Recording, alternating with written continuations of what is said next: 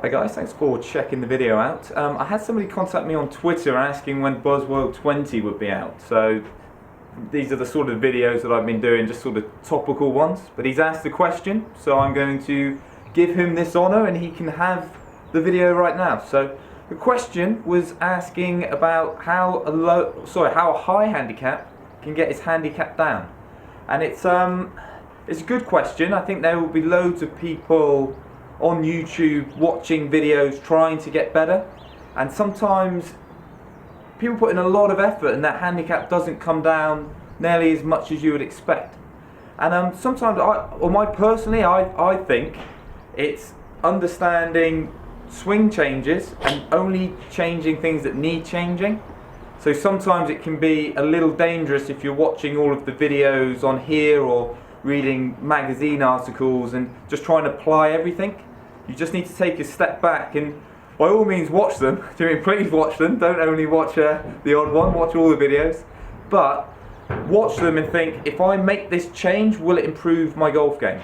Because sometimes you've already got that sort of ingredient in there, so if you try and make the change, you might start swinging too far in one direction or the other and it'll actually be detrimental.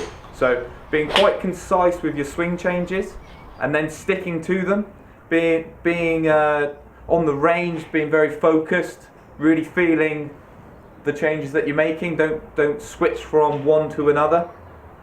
And that's sometimes why it's better to have a lesson, because you can actually have someone that's impartial and actually go, well, this is what you need to change. That thing that you don't really like, it's either caused by the previous thing that I'm talking about, or it's not going to affect your golf shots. So being concise in your swing changes is obviously going to help you because it saves you time, and it just means you're going to get more out of the hard work that you put in. The second point, and I think for a high handicap this is probably the area which you can save the most shots, is actually strategy on the course. And it's picking shots that you can play, and it's working out that risk and reward. Sometimes what we do is we take on this risky shot when there isn't actually any benefit in taking the shot on. So your score doesn't even benefit by taking the risk. And obviously if you don't pull it off, you get punished severely. Sometimes a good example would be like you don't hit the best of tee shots and you can't get to the par 4 green, but you decide to whack your 3-wood at it anyway. Because that's a really risky shot, plus if you get it within 50 yards, you're probably not going to get it up and down anyway. Whereas if you hit a 7-iron, you've got a wedge, and you can hit a wedge on the green, so you make a 5, so a bogey. If you've got a shot, what's the problem with that? But you make that without taking the risk on. Giving 5, 6 would be the worst you could possibly do. Whereas when you get the 3-wood out, you start making the 7s, the 8s, the 9s, and the old double digits. So yeah, really thinking about how you're plotting your way around is a great way of doing it. I see people like when they've got a tree in the way and they're standing up shut and they're trying to really give it some hook. I've played that one pretty well, but even as a pro, I have to think, is it worth that risk? Or if I lay it up, can I get it up and down?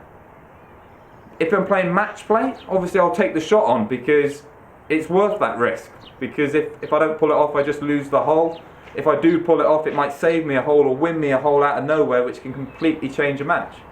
So picking your shots to try and get your best score, that is how you're going to get your handicap down.